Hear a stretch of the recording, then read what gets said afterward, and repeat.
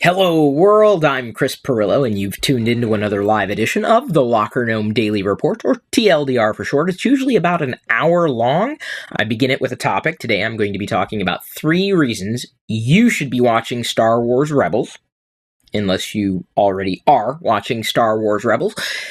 And you'd probably agree with me if you are currently watching Star Wars Rebels. After I talk about that, I'm going to be doing Pirillo Picks, which is usually a daily show and tell. That's a part of TLDR, and you'll be able to watch that as a separate video if you're not watching live, because this is happening live. As I said at the beginning of the video, I've got live.pirillo.com chat room behind me. These are my patrons. You want to become a patron, get all sorts of bonuses, including all of TLDR, including the Q&A with the community after Pirillo Picks, and then diving into the day's geek and tech news after that. So it's very interactive, still has a fair amount of tech to be talked about in TLDR, but that's largely reserved to the people who support me by way of chrispirillo.com. Live.pirillo.com is my Twitch channel. I plan on playing some Star Wars Battlefront later, but right now I want to talk about this. Not really these 2 figures. I should address the question as to why I haven't unboxed these. I'm going to do that while I'm answering this question.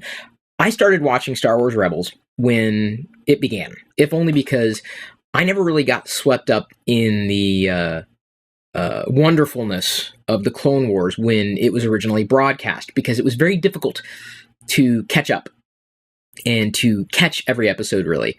It was insanely difficult. You couldn't binge on seasons back then. It wasn't practical. Couldn't happen. So I wound up catching up on the Clone Wars after everything was done. It had wrapped up, and enjoyed the Clone Wars greatly. But I've been with Star Wars Rebels from the very beginning, and as of right now, we're about midway through the 2nd season, and one of the things that has kept me with Rebels is knowing that it's canon. That's the first reason you need to be watching. It's canon. That's important. This is not EU. This is not Legends. These characters are canon. Chopper. It's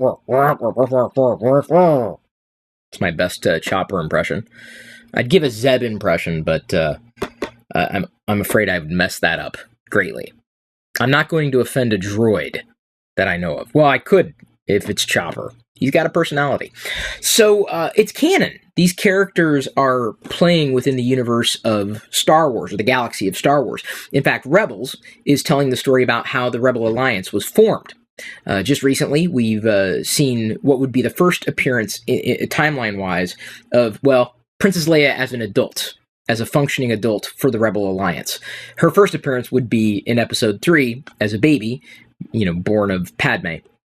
But, Princess Leia's there. Darth Vader's a part of it.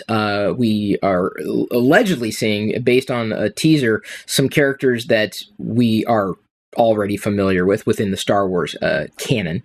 But knowing that it's canon should be the one reason that it's drawing you closer to it on the whole. And don't worry, I have a duplicate that I know of downstairs. So, destroying this box and taking the figures out isn't making me feel horrible. I feel horrible if I don't have a duplicate box. I like the design of Zeb. I really do. And I like his character. In fact, if his design looks familiar, that's because I do believe that Zeb Elisat was designed to look a lot like the original concept of Chewbacca.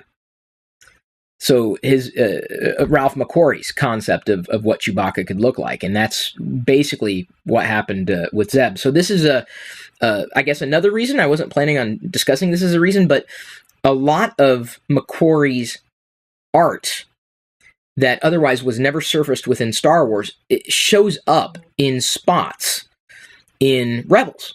There's a lot of McQuarrie-inspired design, whether we're talking about settings, locations, and/or characters that are very reminiscent of McQuarrie art. So if you were a fan of Ralph McQuarrie's designs, you absolutely need to be watching Rebels. There's no question in my mind. So that's another good reason, if you like McQuarrie. And I can't imagine you not liking what McQuarrie has done. By the way, if I look like I'm not excited, it doesn't mean that I'm not excited. It means that, A, it's 10:30 a.m.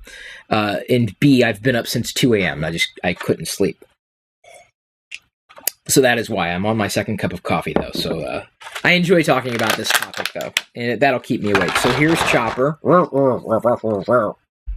an astromech with a huge personality, gigantic. I like Chopper. He's one of my favorite droids. Then again, I like anything that has a figure. So another reason, this would be, I guess, my third in the list. I've written a few down. Sometimes I go over 3, but I don't think you mind.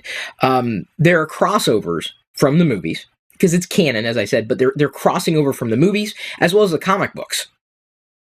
The most recent episode that had aired included I guess, something that had played out in the recent issue of Canon, number 10, but I hadn't received the comic yet. So I wish I would have, because people were saying, oh, there's a really solid crossover between the most recent Canon issue, which the comics, remember, we've talked about this too, the new ones from Marvel are also canon. So it Rebels just kind of completes the whole thing. I mean, not only is the animation done very, very well, the story, and this is really if I had a third solid reason that I wrote down before I inserted the reason about McQuarrie, it gets better. The Rebels gets better with every passing episode, and I could see why or how you might have started Rebels, and the first season might have moved very slowly for you. I can totally understand.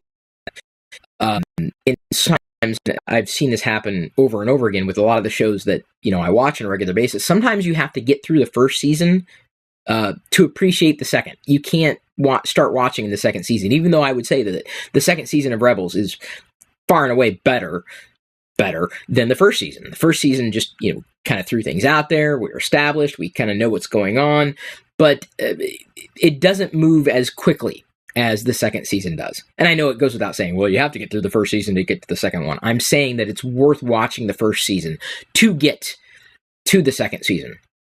And the second season hasn't even wrapped yet. And there's already scuttlebutt about the third season and some other characters that we're going to see. And I guess it could be a fourth or fifth reason that may be valuable to you if you are a fan of Star Wars-y content like Legends or the EU, if you are a fan of that. There are some designs that were pulled directly out of EU, directly out of Legends. So if you're clinging to the idea that Legends is going to once again become canon, which it will not, Disney's borrowing from that. The story group is borrowing from Legends, and Rebels is a great outlet for it. So if you are a fan of Legends, I can't imagine you not watching Rebels, because a lot of, well, I guess not a lot, but there is a momentum behind taking from Legends and placing within canon, and that's likely to happen whether through a comic, through a book, and or through a cartoon. And it's solid, man. It is absolutely solid. In fact, Jedi, our daughter, was watching the other day. She heard a lightsaber go on, and she loves making lightsaber sounds. If you've ever tuned in to watch our vlogs, she heard or she saw and was fixated on watching Rebels for I don't know how long. I don't want to ruin today's Pirillo pick, so I'm going to just put the iPad on something that goes with today's Pirillo picks as I hit refresh there. Got to make sure this presentation runs so that the patrons who deserve the credit get the credit that they deserve.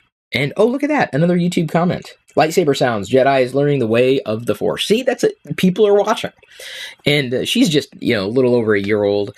But she's never, seen the television. I mean, she's seen it, but she's never locked in on a program before.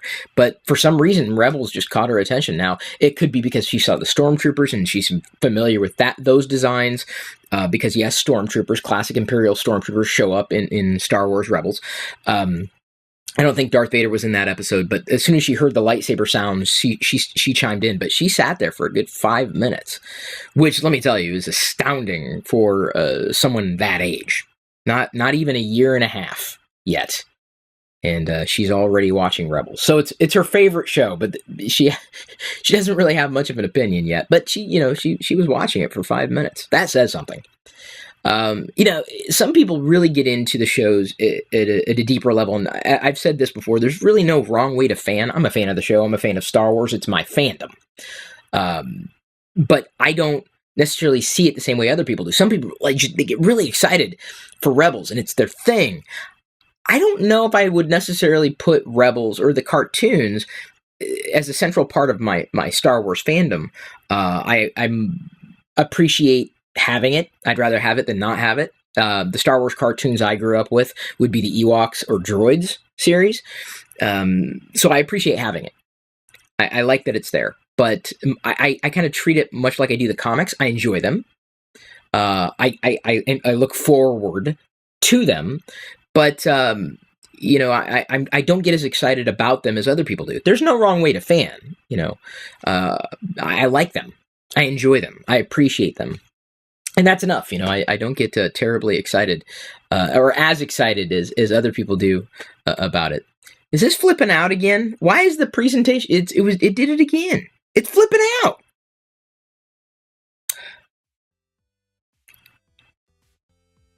I don't know whether I'm supposed to blame my hardware or the software there, but I don't blame you. I am going to move on to today's Pirillo picks. It's a good one. I don't know how this is going to work yet, but I'm going to do my best to do a show and tell right now. You can tune in to the full TLDR. Just become a patron. Head over to chrispirillo.com for more information. But right now, I'm going to start Pirillo picks. Today's free podcast highlight was brought to you by all of my active patrons from chrispirillo.com. If you want access to the full TLDR episodes, both audio, video, past, present, and future, which can be up to an hour long or longer, with even more tech insight from me every weekday, plus other bonus content without ads, and support me at the same time, you can sign up to become one of my supernomies too. This is just a brief taste of what I'm producing for you daily. Again, get more through chrispirillo.com.